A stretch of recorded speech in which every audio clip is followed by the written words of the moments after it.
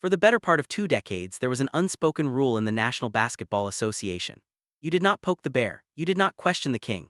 And most importantly, if you were a young player coming into the league, you understood that your job was to look up to LeBron James, to study his longevity, to admire his business acumen, and to eventually pass the torch when he finally decided to hang up his sneakers. Everyone expected Victor Wembanyama to follow that script. He was the perfect heir apparent, humble, talented beyond measure, a 74 anomaly who moved like a guard and thought like a chess grandmaster. The league's marketing machine had already started printing the Wemby x LeBron collaborative content. They wanted the passing of the torch to be smooth, elegant, profitable. But then LeBron opened his mouth on a podcast, and everything exploded. It happened on an episode of Mind the Game Asterisk. LeBron sat down with Tyrese Halliburton, leaned back into his chair with that familiar confidence, and essentially tried to gaslight the entire history of professional basketball. He had the absolute nerve, the unmitigated audacity to look into a camera and say that playing 82 games in the 1980s and 1990s was actually easier than it is today. His reasoning: the game was slower back then. The spacing wasn't as complex. The schemes weren't as sophisticated. According to LeBron, what Michael Jordan, Larry Bird, Magic Johnson, Hakeem Olajuwon, and Isaiah Thomas did night after night, that was amateur hour compared to the intellectual chess match he faces every time he steps onto a modern floor. The moment that clip hit social media, you could practically hear the internet cracking in half. Because here's the thing about basketball historians: they keep receipts. And the receipts from 1986 and 1987 tell a very different story than the one LeBron was trying to sell. The pace of play back then, significantly higher than what we are seeing in the league right now in 2026. Teams were running up and down the floor like their lives depended on it. They were sprinting through grueling regular seasons without the luxury of load management, without the science of recovery, without private chefs and cryotherapy chambers and lie-flat beds on private jets.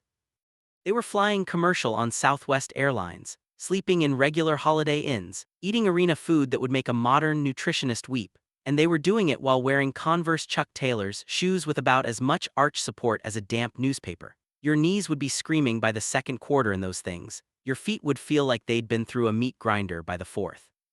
But they didn't complain, they didn't sit out back-to-backs, they didn't leak stories to the press about nagging injuries to protect their legacy. They just played.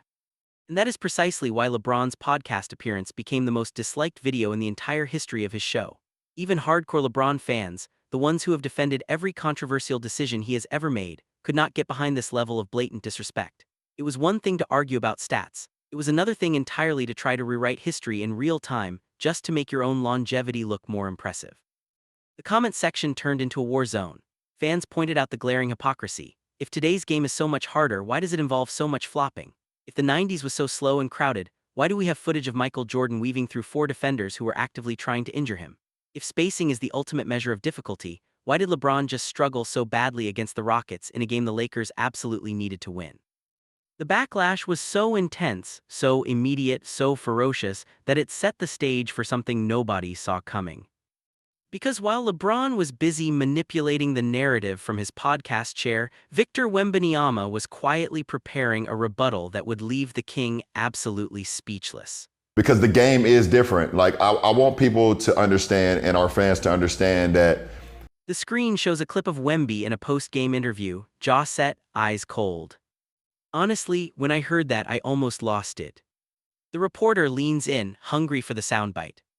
But Wemby doesn't elaborate, he just stares into the camera for a long, uncomfortable moment, then he walks away. That was all the world needed to know, that a line had been crossed. The breaking point. Here is what you need to understand about Victor Wembanyama. He is usually the most composed guy in any room. He speaks 3 languages fluently. He handles media questions with the patience of a philosophy professor. He has never been the type to start drama or chase headlines. But the word from inside the Spurs organization is that he finally snapped when he saw LeBron trying to diminish the very legends Victor grew up idolizing. Think about how insane this is for a second. We are talking about a 22-year-old who has every reason in the world to play the new school game. He came into the league surrounded by three-point shooting, positionless basketball, and analytics-driven efficiency. He could have easily embraced the modern style, cashed his checks, and become another excellent player in a long line of excellent players. Instead, he reportedly looked at the footage of LeBron's podcast, turned to a Spurs assistant coach, and said something that has become legendary in San Antonio locker room lore. He said that LeBron's comments weren't just wrong, they were dangerous dangerous to the legacy of the game, dangerous to the young players coming up who might actually believe that the old heads had it easy. Wemby is tired of the flopping. He is tired of the fake whistles. He is tired of watching the NBA turn into a theater production where grown men throw their heads back like they've been shot every time someone breathes on them. And here is the beautiful irony that LeBron probably didn't see coming when he started teaching the league how to manipulate the refs. LeBron basically wrote the blueprint for the theatrics we see every night. He perfected the art of the subtle head jerk, the well-timed yell, the dramatic fall that somehow doesn't hurt enough to keep him out of the next possession. He turned foul baiting into a legitimate skill. But now that blueprint has been mastered by guys like Shai Gilgeous-Alexander and the entire Oklahoma City Thunder crew. And in those recent games where the Lakers got absolutely dismantled by the Thunder, LeBron was visibly losing his mind because he was getting a taste of his own medicine. Shai and the young guns are taking those soft calls to the absolute extreme. They have weaponized LeBron's own tactics against him. In fact, that foul-baiting culture got the Lakers kicked out of the playoffs entirely. And Wemby watched it happen. He watched the Lakers lose to a team that mastered the dark arts LeBron popularized. He watched LeBron argue with referees, throw his hands up in frustration, and look utterly helpless as the whistle blew against him again and again. And in that moment, Wemby reportedly turned to his teammates and used it as the ultimate "I told you so" moment. He basically said that this is exactly what happens when you build a culture on manipulation instead of toughness. Eventually, someone younger and hungrier will manipulate better than you. Then he dropped the sentence that had everyone in the Spurs organization still talking about it weeks later. He's athletic. It can shoot threes. I mean, it is a beautiful thing to watch. Wemby sitting in the locker room, towel over his shoulders, voice low and steady. "That's not basketball, that's acting, and I didn't come here to act, I came here to dominate." The Popovich factor. But wait, it actually gets even deeper when you realize who is behind this entire mindset shift.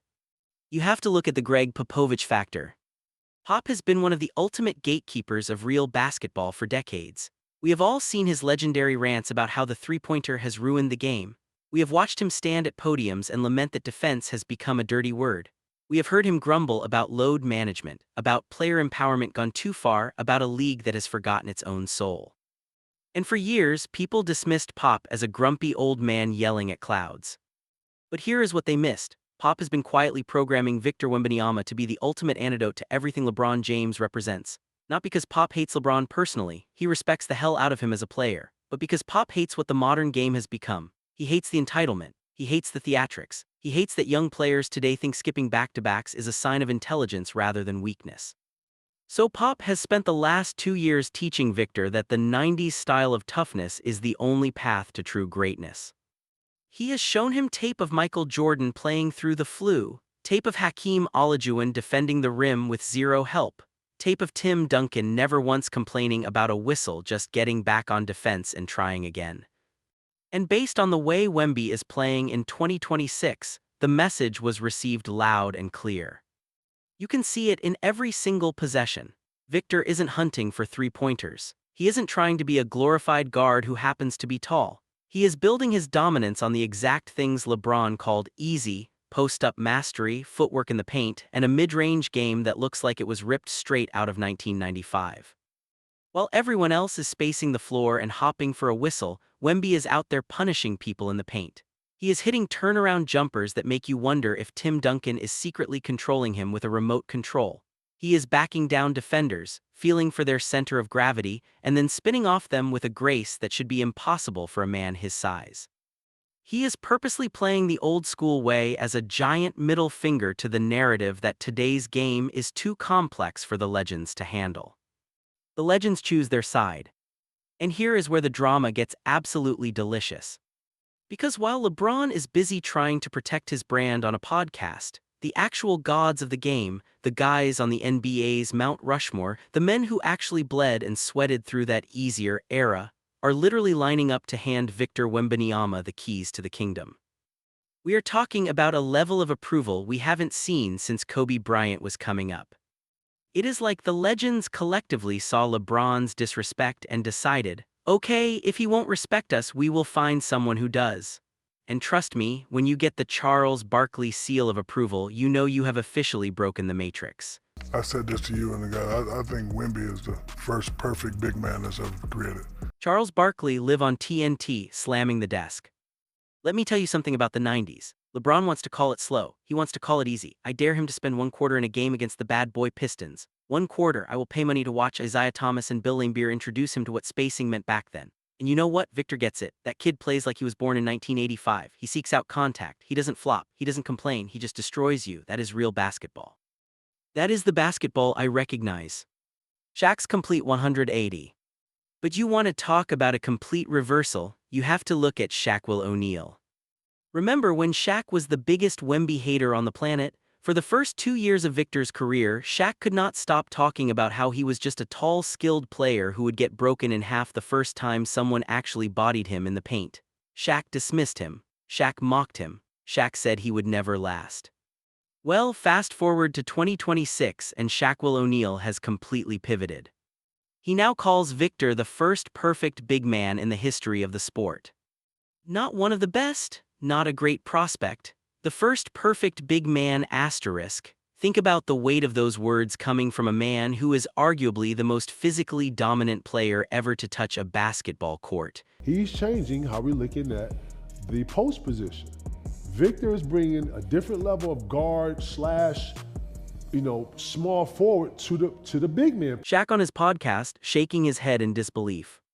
I was wrong, I admit it, I was wrong about the kid. He plays the right way, he dominates the paint. He seeks out contact instead of floating on the perimeter like a lot of these soft modern stars. You know who that sounds like? That sounds like me. That sounds like Hakeem. That sounds like David Robinson. He's not playing the soft game LeBron is talking about. He's playing the hard game. And that is why he's going to own this league for the next 10 years. Magic Johnson's blessing asterisk. But it is not just the big men. Back in April, Victor won the Magic Johnson Award, which is given to the player who best combines on-court excellence with media cooperation and community engagement. And when Magic himself took the stage to present the award, he could not stop gushing about Wemby's maturity. Magic said that Victor has a deep thinking quality that is missing from most players of today. He talked about how Wemby studies the game like a professor, how he watches tape of the Showtime Lakers, how he asks questions about the old rivalries and the old rules and the old ways of doing things.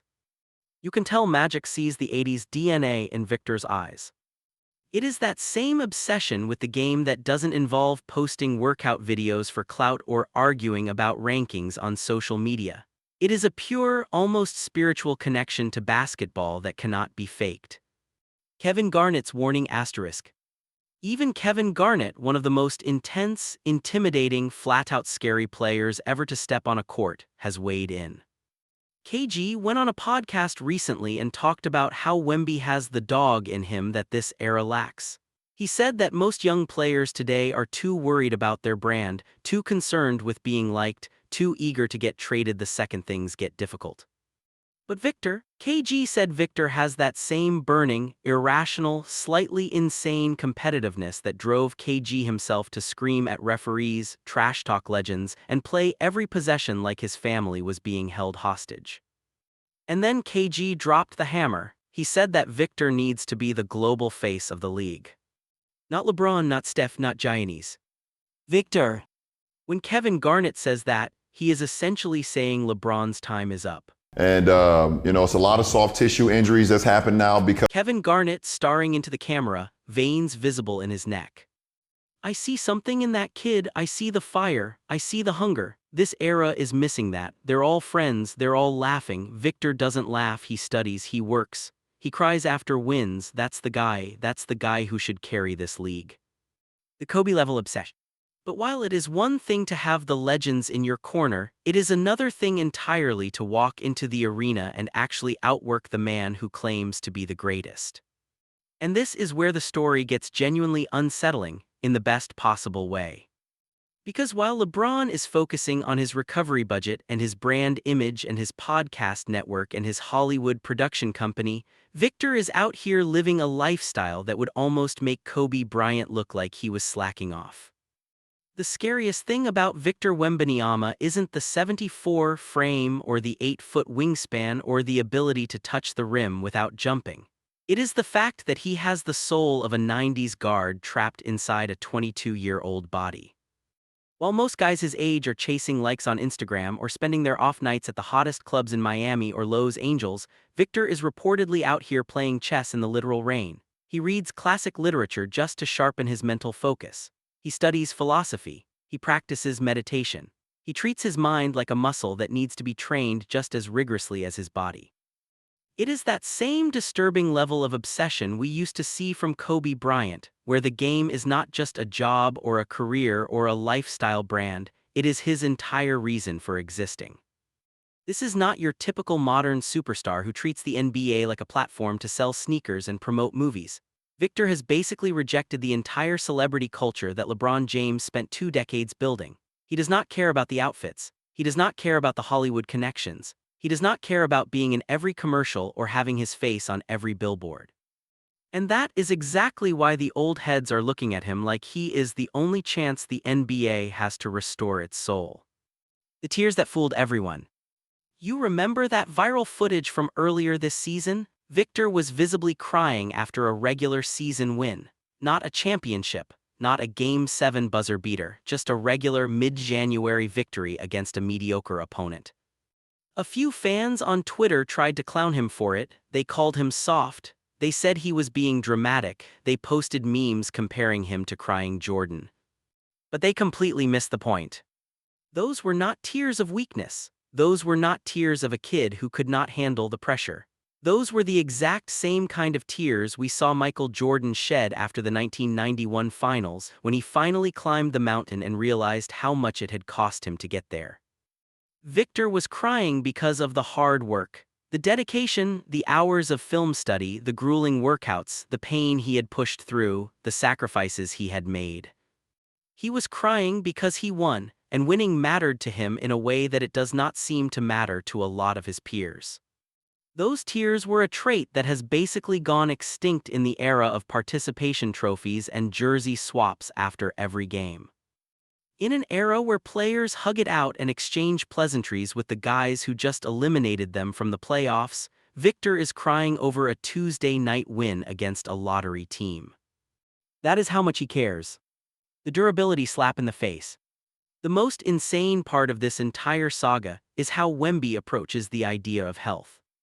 In an era where LeBron and his peers have turned load management into the order of the day, sitting out back-to-backs, resting on the second night of a road trip, taking maintenance days for vague soreness, Victor is doing the exact opposite. His recovery and injury prevention routines are bordering on pathological. He has a team of trainers who follow him everywhere. He does bizarre hour-long toe-stretching exercises at 2:00 in the morning because he read a study about how foot mobility affects spinal alignment. He does proprioception drills that look like modern dance. He eats the same meals at the same times every single day. But here is the crucial difference. He is not doing it to sit out games. He is doing it to make sure he never misses a single minute. He wants to be a true legend of the game, not a part-time employee who takes half the season off to preserve his stats. It is a direct slap in the face to the maintenance culture that LeBron popularized. Because if Victor can play 70-plus games at 74, while flying all over the country and banging against grown men every single night, what is the excuse for the guys who are 66 and sitting out back-to-backs? What is the excuse for the players who make $50 million a year but cannot seem to find the court for more than 55 games? Victor's stance is brutally simple. If you love the game, you play the game. He played through a twisted ankle in the playoffs this year without a single post on Instagram about it. He did not leak a story to his favorite reporter about his pain tolerance or his warrior mentality. He did not show up to the arena in a walking boot to drum up sympathy. He just laced his sneakers tighter, went out onto the court, and dominated. Meanwhile, every time LeBron loses a big game, we get the same old routine. It is always a leaked story about a foot injury that has been bothering him for weeks. It is always a photo of him in compression boots or an ice bath or some other visual cue designed to remind us that he is human. It is always a well-timed press release that shifts the narrative away from his poor performance and onto his incredible durability at his age. Victor stays silent, Victor stays on the floor, Victor just wins. The actual numbers that prove everything asterisk. But if you think the mental gap is the only thing separating these two, wait until you see the actual numbers Victor is putting up. He is not just playing better than LeBron at this stage of their careers. He is putting up numbers that we have not seen since the days of Kareem Abdul-Jabbar and Wilt Chamberlain, and it is making the modern GOAT debate look absolutely ridiculous.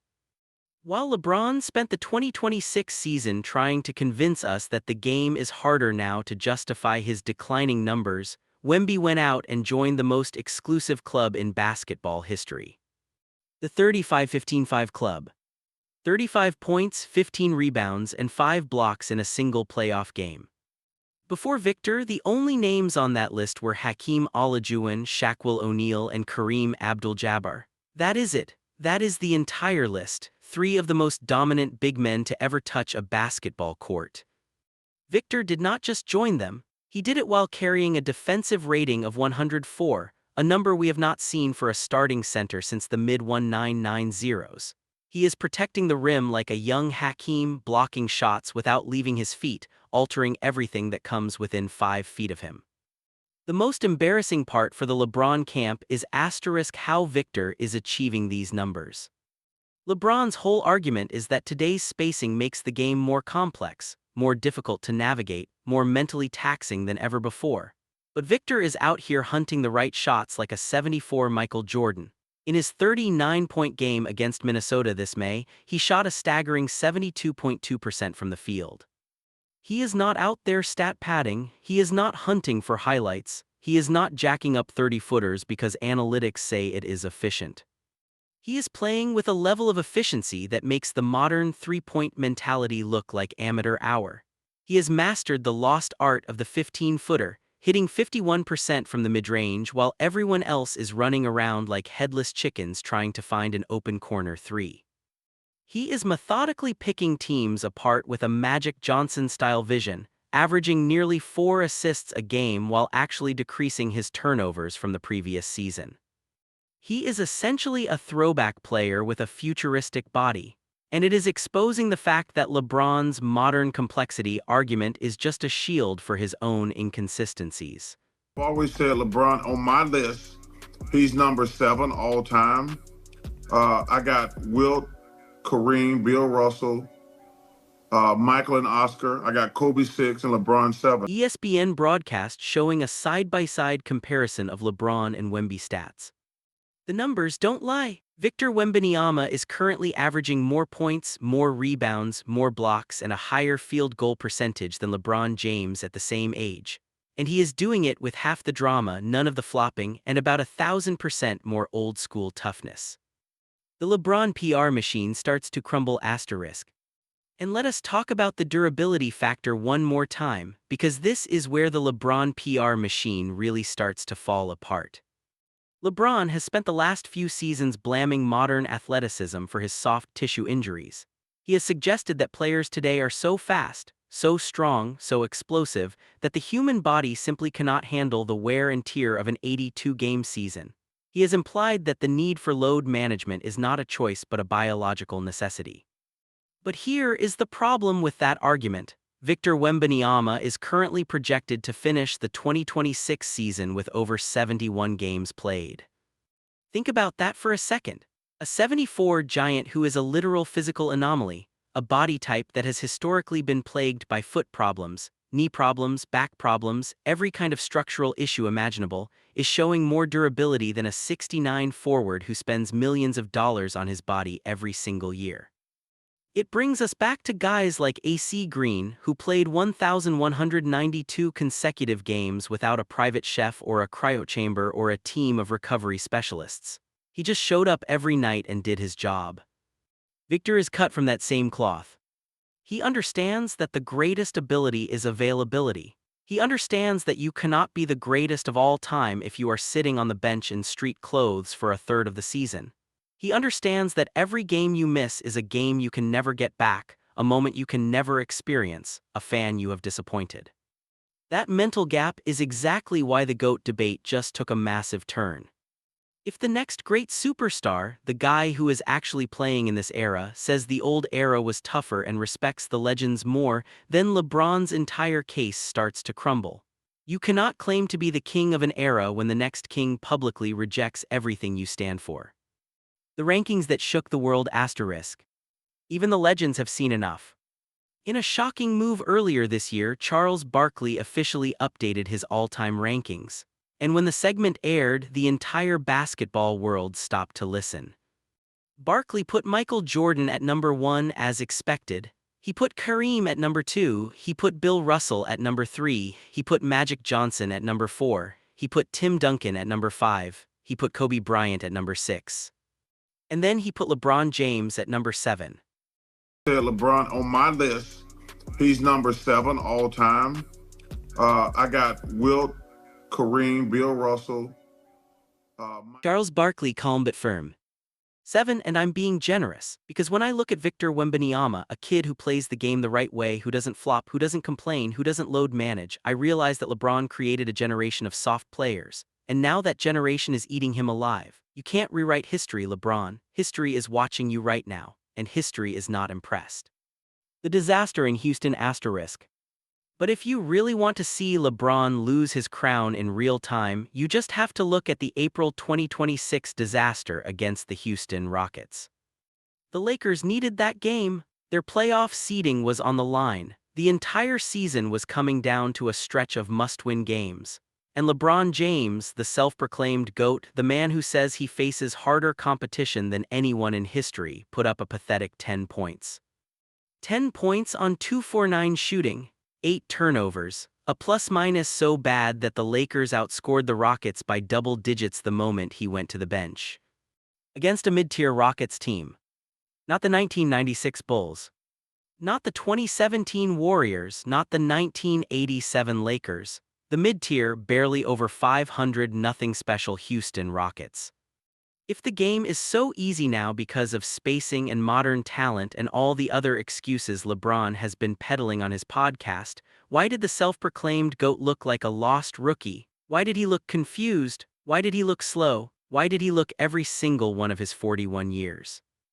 Meanwhile, we have footage of Michael Jordan at age 40 dropping 40-plus points without any of the spacing advantages LeBron claims are so vital today.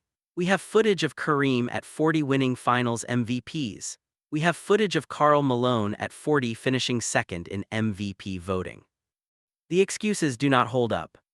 And here is the final dagger. LeBron's defensive rating this season was one of the worst for any starter in the entire league.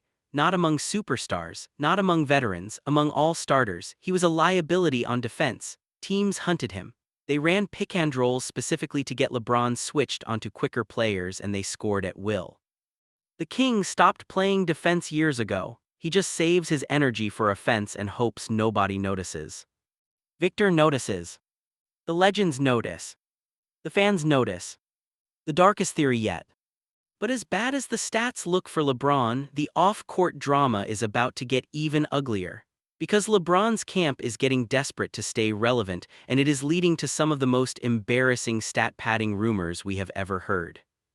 You will not believe what Rick Butcher just exposed about LeBron's final push for records, because it turns out the King might be sacrificing more than just his reputation to keep his name in the headlines. Back in March, Rick Butcher dropped a total nuclear bomb on LeBron during a viral segment.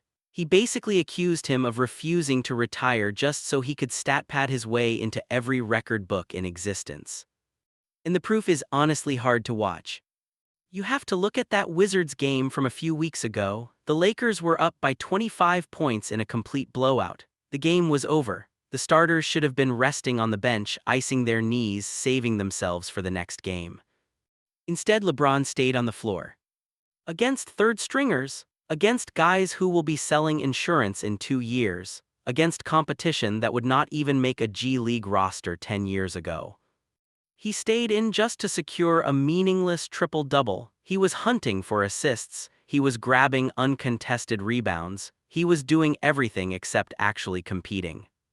It was the most blatant look-at-me moment of the entire season, and it is making people wonder if LeBron has finally realized that his actual impact on winning is disappearing. He cannot carry a team anymore. He cannot will the Lakers to victory the way he used to, so he is pivoting to a numbers-only strategy. He is chasing stats instead of championships. He is padding his legacy instead of building it. But here is where the theory gets really dark. A lot of insiders are starting to suggest that LeBron is pushing this modern era is harder narrative specifically to protect his son, Bronny James. Think about it. If LeBron can convince the world that today's NBA is the most complex, most difficult, most intellectually demanding version of basketball ever played, then Bronny's mediocre stats and struggle to find a rhythm do not look like a lack of talent. They look like a product of a tough era. They become understandable, sympathetic even. It is the ultimate PR shield.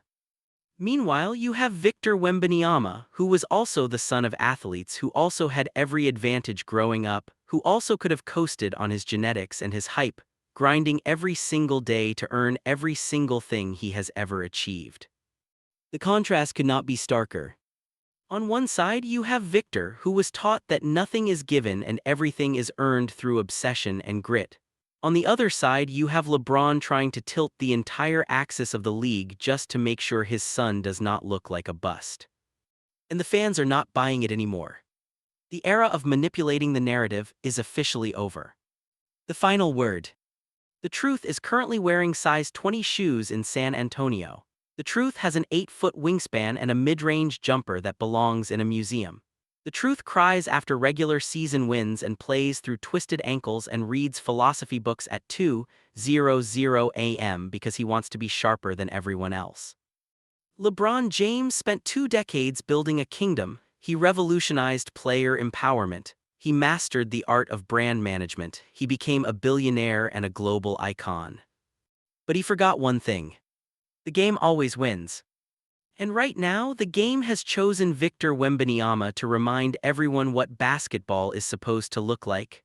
No flops, no excuses, no load management, no podcasts trying to rewrite history. Just domination.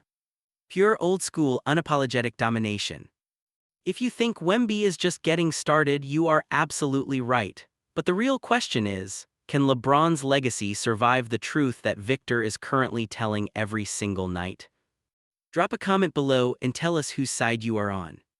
And do not forget to hit that subscribe button, because the drama is only going to get crazier from here. This civil war is just getting started.